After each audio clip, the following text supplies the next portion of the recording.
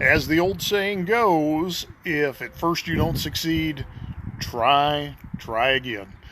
So earlier I did live on the topic of connecting points, and Lisa commented that it was very hard to hear. And so I went back and checked my uh, live stream, and sure enough, very hard to hear. And I think operator error.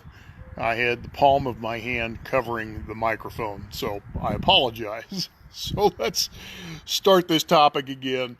Take two, connecting points. So what I want to get into is this idea of connecting points. We don't realize the significance of some of the interactions that we have day to day. And to preface this, or to kind of give you a backdrop, I want to discuss a conversation this morning. So this morning, I heard from Ben on my business page. And to give you a little history, Ben first encountered me in 2009. Excuse me, actually 2008.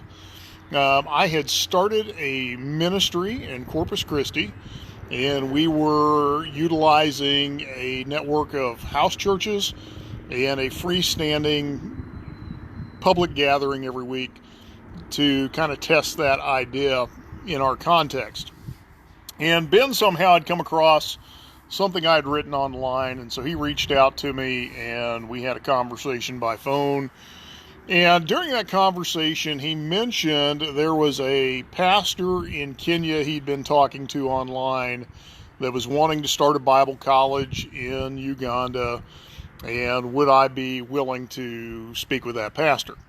And really from that point on, I've talked to Ben maybe 3 or 4 times in the last 11 years.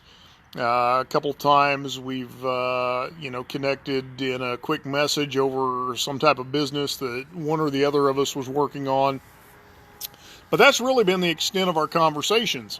And the Kenyan pastor had not talked to Ben, really in the last 11 years beyond that initial introduction.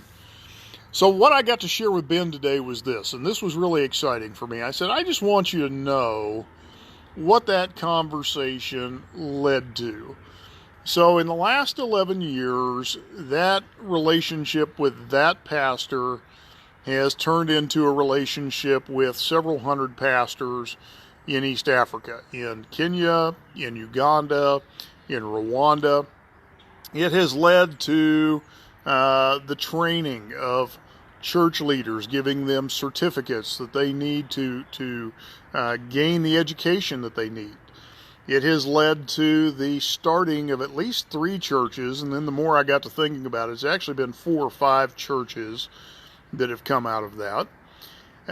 It has led to the beginning of a program called Our Hope that's been in existence now for about 6 years. Our Hope has taken children out of the slums. They're in western Kenya, and those who have not been able to go to school because they couldn't afford school fees, couldn't afford uniforms. It has put those children in school, provided for their uniforms, provided for them to have a meal every day. That's been approximately 50 to 70 children in that program over the years. It has led to She Hopes, a program that teaches young women things like self-defense, teaches them basic job skills. That's been done in Rwanda and Kenya. It has led to at least 1 marriage and 2 children from that marriage. It has led to multiple businesses being started. It has led to, business leaders developing a kingdom mindset for their businesses in East Africa and using that as a means to further the work of God's kingdom. And it's led to the message of Jesus Christ being presented to thousands of people. And that all came from one connection, one conversation. And so it was fun to tell him, hey, I just want you to know what happened out of this conversation. See, the thing with connecting points is often we don't even remember the conversations. We don't even remember the context. We don't even remember the encounter. And yet God does bigger things with those connections. Even in business, most of my business has come from connections. Somebody I met at a conference, somebody I met over coffee, somebody who somebody else introduced me to, and that has opened up business opportunities, that's opened up partnerships, that's opened up real estate deals. Even right now, as we're all, isolated at home, I've got multiple real estate transactions going on that are all based on connection. They're all based on relationships. They're all based on one introduction that led to another introduction. And here's the thing that you need to understand, even in a business sense. It's often been said that your network and your net worth are tied together. And that's very true. The larger your pool of connections is, the greater the ability to create opportunities for you. The greater God is able to work through those relationships. And so part of what I've been encouraging you to do in this downtime, people are at home, they're in front of their computer, they're on Facebook, reach out to people. Start connecting and reconnecting. It's been fun. Last night I spent a few minutes talking with Gary, and Gary was one of the first people who entered into my first ministry in Hoisington, Kansas in 1999. And I had gone door to door, so when I took the church on, there were 8 people attending the church. And so I went door to door with flyers just saying, here's who we are, here's what we do, we'd love to have you. And one day Gary shows up. Gary hadn't been in church since he was 10 years old, and over time Gary became one of the best leaders that we ever had. Great friend. He was a runner, and my oldest son took an interest in running, so they even ran the river run together here in Wichita a number of years ago. And so it was great to catch up with Gary. He just retired, been out riding his motorcycle, figuring out what he's going to do now that he's done with that career.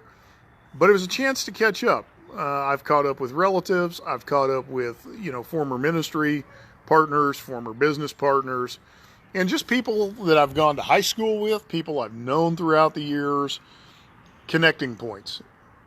You never know where those connections are going to lead you. Here's a practical one for you. About 6 weeks ago, one of my connections, a guy that I spoke with in Dallas in 2013, we spoke at a marketing conference, reaches out to me, he tells me, hey, here's what I've been working on these days.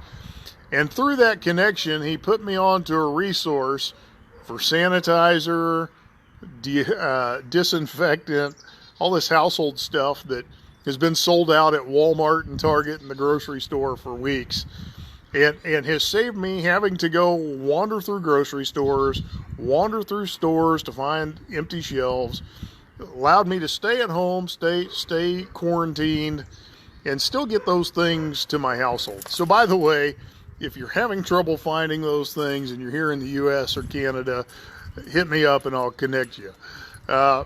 So those are connecting points. Connecting points just bring things into your environment that you wouldn't know otherwise. And so I just want to encourage you, take this time to connect.